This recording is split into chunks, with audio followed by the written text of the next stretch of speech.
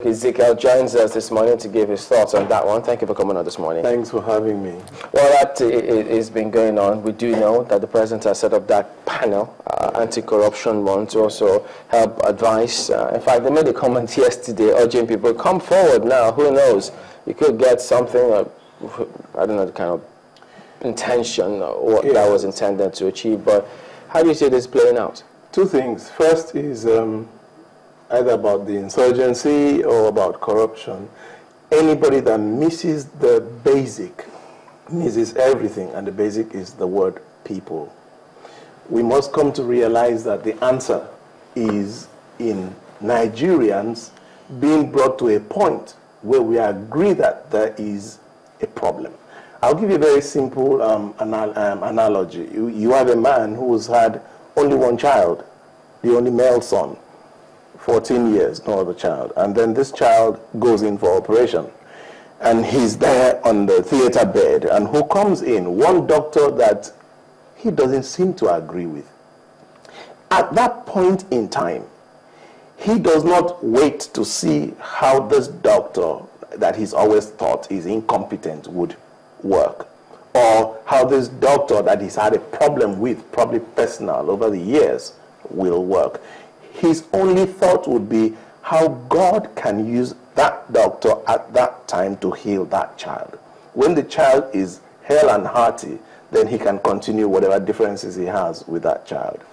Today, as a nation, we are faced with one of the most important crisis problems that affect every one of us.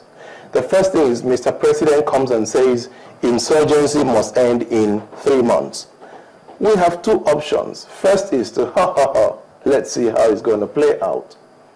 The second is, God, please let it work. Right now, we have our only child called Nigeria on the theater bed.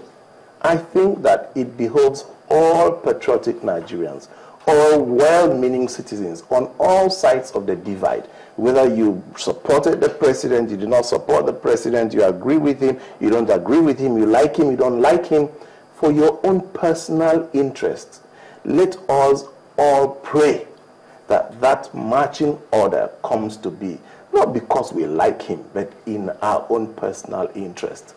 Talking in terms of intelligence, there's no other intelligence than the people. These people are not ghosts. They don't operate in a vacuum. They live with us.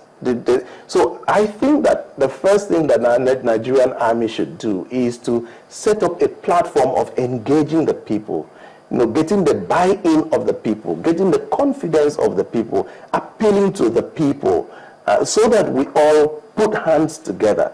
Somebody is going to say, I saw this movement. It's going to take one little information from one unknown person for the right thing to be done. Do you think they can get the same kind of perhaps support from the people about fighting corruption?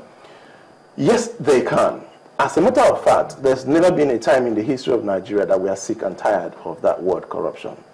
In 2007, when I was contesting the governorship primaries of my state, I remember very well, one of the main questions they asked me in the public debate was, Mr. Clean, that's what they called me then, what is your approach to corruption?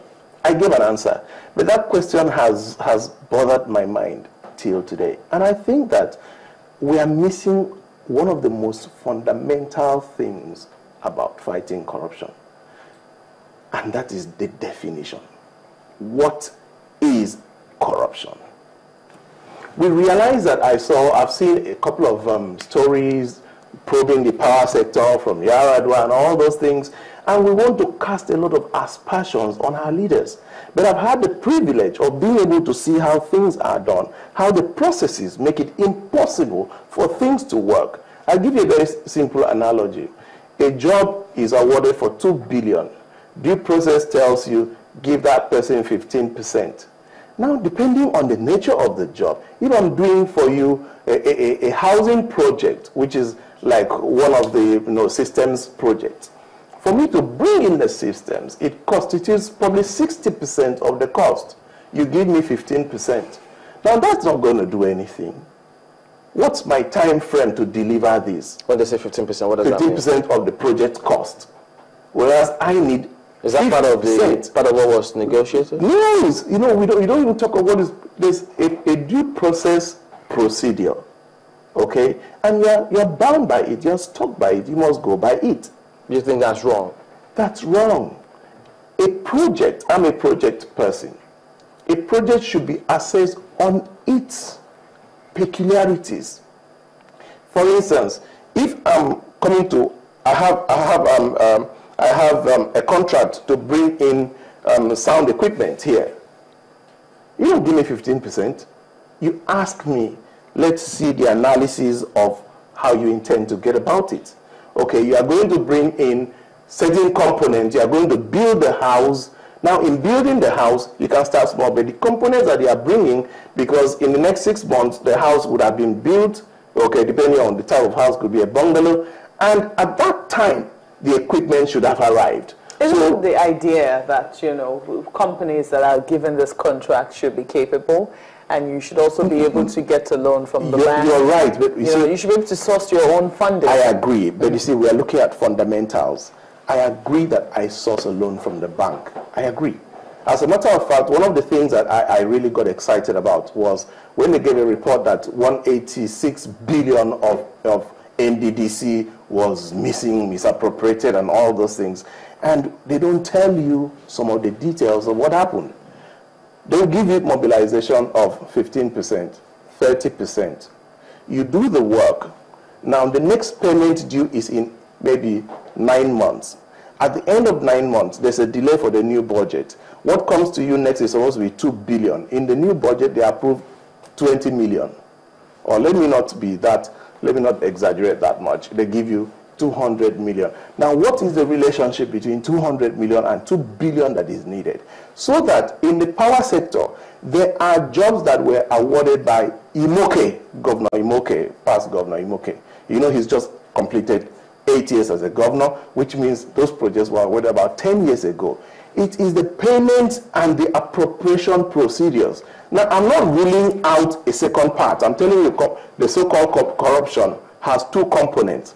One component is what you would not fault, because you don't see any corruption in, okay, I need 20 million, but they appropriate 2 million.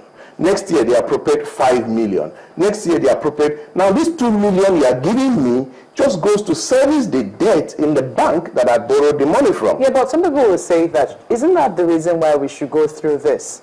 So we can know why projects fail. I agree. And then we can strengthen the system. I agree.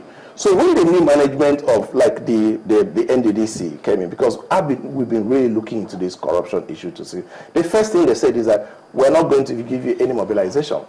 Go to your bank, get money from the bank. And if you tell a man to go to the bank and get money from the bank to fund it, you are taking responsibility, because that's a proper thing to do. You are taking responsibility for the cost of the funds. And then at the end of 6 months, the man is due, he's done the first part, you have to pay him. Now, instead of 1 billion, you have appropriated for it 100 million. So he takes the 100 million, gives the bank their 20 million, he's left with 80 million. 80 million cannot do 20% of stage 2. So it keeps compounding like that. So there is a corruption of necessity. Now, that sounds very uninteresting. But there is a corruption factor that you really cannot hold anybody to, because the systemic. On the other hand, if you say go by allowing people to judge by processes and cost of jobs, people abuse it. So that they award a job, give you 50% mobilization, which is abused. So what we need to do is put in place, 1, contract award systems and procedures. Who do you give contract to? Before, maybe some of you may not be aware, we used to give works to professionals. Then came the days of MPN, when they started giving jobs to contractors. That's when contractors really came in. Medical doctor is given an estate to build, a lawyer is given equipment to supply. We became stuck in this contractor mode. And that is where we are stuck today. All right. And you are all aware of it.